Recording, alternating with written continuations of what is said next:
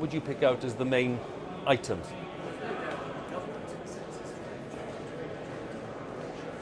That it's dealing with a legacy of unease about the impact of mass immigration, and it wants to be seen to deal with it. I'm sure a lot of the politics will focus on that, the economy too. But I think what is always striking on days like this is the things that don't make it as the big political battlegrounds, which really make a dramatic impact on people's lives, for good or ill. It may be the government's getting it right or wrong.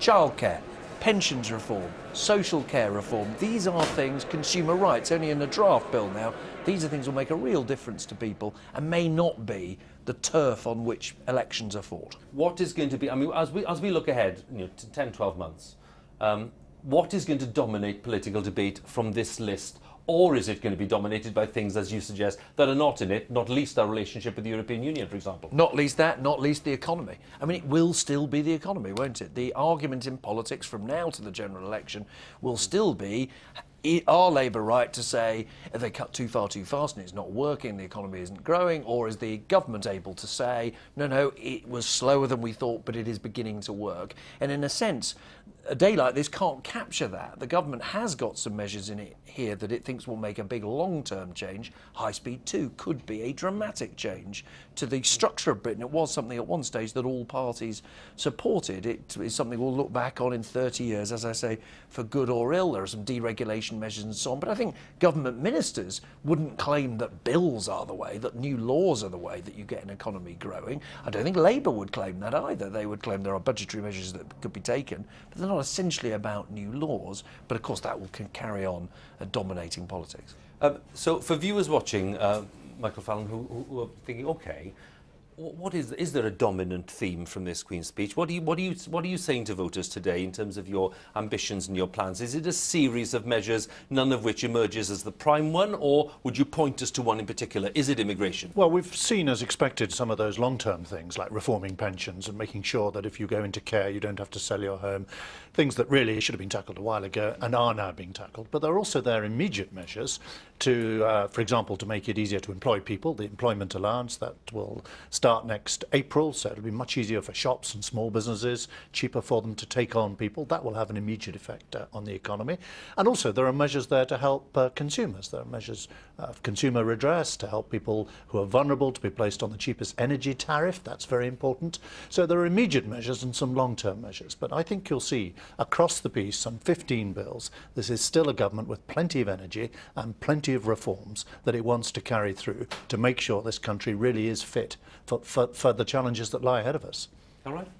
Well, I think a lot's missing from the opportunity we've got today in this Queen's speech. We've got, 2 years to a general election, and, this country is still facing huge problems in terms of jobs. I mean, even those people who are in work are not getting the hours they want, wages are depressed. So if you talk about consumer rights, let's look at things like rail fares, the fact that people are facing increasing rail charges. Let's look at energy, which has gone up to £300, gone up £300 in the last few years.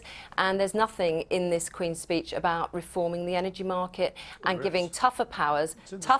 No, we have a six. The energy bill is in the speech. No, the energy bill doesn't deal with the fact that we have 6 energy companies that dominate 98% of the energy sector, and in doing so dominate the way that sector works and its impact on consumers. There's nothing in it on the pensions. It will be interesting to see what the government's saying about that. But for example, one of the hidden charges for people are within their pension. Someone can retire and find out that half the money they've put in has been swallowed up by charges. There's nothing in there on capping those charges. Those are real issues that people are grappling with in terms of their day-to-day cost of living and planning for their future. And there's nothing in this bill, this Queen's speech about that.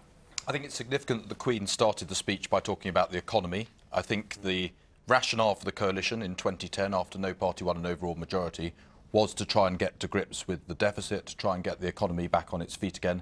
And that rationale 3 years later is as strong today as it was then, and it will be as strong right through the duration of the Parliament. You don't need to create new laws in order to try and get the economy back into balance. You just need to stop spending vastly more than you're getting in, which is, of course, what the last Labour government was doing. You're borrowing vastly more, and nothing's really happening. We are borrowing. Not there. Well, get back to the question. We are borrowing significantly less. We're borrowing a third less than the last government, but we are still borrowing more than we would wish to. But we are going in the right direction. But can I just very quickly just finish? But you can nevertheless help the economy with some of the measures that are in the Queen's speech on deregulation, on intellectual property, for example.